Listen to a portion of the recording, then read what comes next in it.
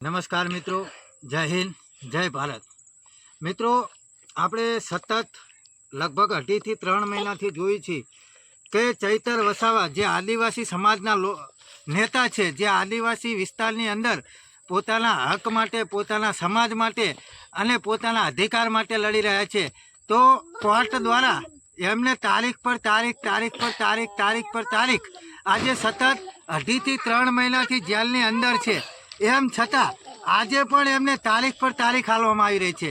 તો એક મામૂલી નાના કેસની અંદર હવે ભાજપના લોકો એવું કહે છે કે ચૈતર વસાવે કાચનો ગ્લાસ માર્યો અને જેના કારણે એમને 307 જેવી કલમ લાગી. તો ખરેખર મિત્રો, એક કાચના ગ્લાસથી કોઈનું મૃત્યુ થઈ શકતું નથી. એમ છતાં જો 307ની કલમ લાગતી હોય તો આ ભ્રષ્ટ ભાજપ સરકાર એ કેટલી હદ સુધી ગીરેલી હશે, તમે વિચાર કરી શકો છો.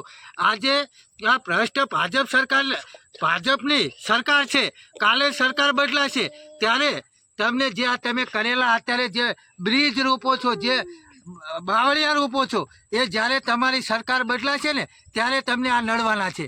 કારણ કે ચૈતર વસાવા એ સમગ્ર ગુજરાતના નેતા છે, માત્ર આદિવાસી સમાજના નહીં પરંતુ સમગ્ર ગુજરાતના નેતા છે, જે સમગ્ર ગુજરાતના લોકો માટે લડી રહ્યા છે. માત્ર કોઈ આદિવાસી સમાજના એકના નેતા નથી, પરંતુ જે આ ભાજપ દ્વારા જે ષડયંત્ર કરી અને 3 મહિનેથી જે ચૈતર વસાવાને જેલની અંદર ગોંધી રાખેલા છે ખોટા કેસની અંદર, એ ખરેખર તમે વિચાર કરો આ કેટલી હદ સુધી આ ગીરેલી ભાજપ સરકાર છે. અને હું તો એ જ કહેવા માંગીશ કે આખરે સત્યની જીત થશે.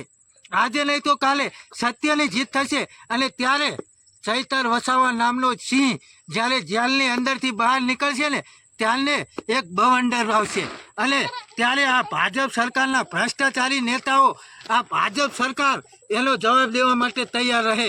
એટલે જ હું કહું છું કે ચૈતર વસાવાએ કોઈ આદિવાસી સમાજના એકમાત્ર નેતા નથી, પરંતુ સમગ્ર ગુજરાતના દબાયેલા ગરીબ લોકોના, કચડાયેલા વ્યક્તિના અવાજ ઉઠાવનાર નેતા છે. હું આજે કહું છું કે હું ચૈતર વસાવા સાથે છું.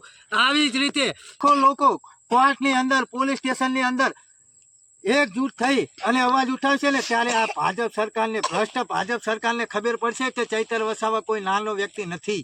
ચૈતર વસાવા સાથે ગુજરાતની સમગ્ર જનતા છે, ગુજરાતની સમગ્ર ગરીબ કચડાયેલી વ્યક્તિ છે.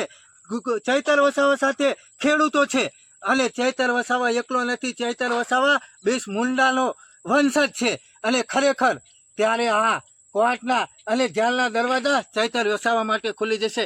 એટલે જ કહું છું આ ભ્રષ્ટ ભાજપ સરકારને હજુ સમય છે. તમે બીજ રોપેલા તમને જ ના નડે એની પણ એક તમે ધ્યાન રાખજો. એટલે જ હું કહેવા માંગીશ કે હવે બહુ થયું, હવે ચૈતર વસાવાનો છોડો. કારણ કે તમે જે ભ્રષ્ટાચાર કરી, જે ખોટો કેસ કરી અને ચૈતર વસાવાને જે ગોંધી રાખ્યો છે ને એ તમારા માટે ખોટું છે. એટલા માટે જ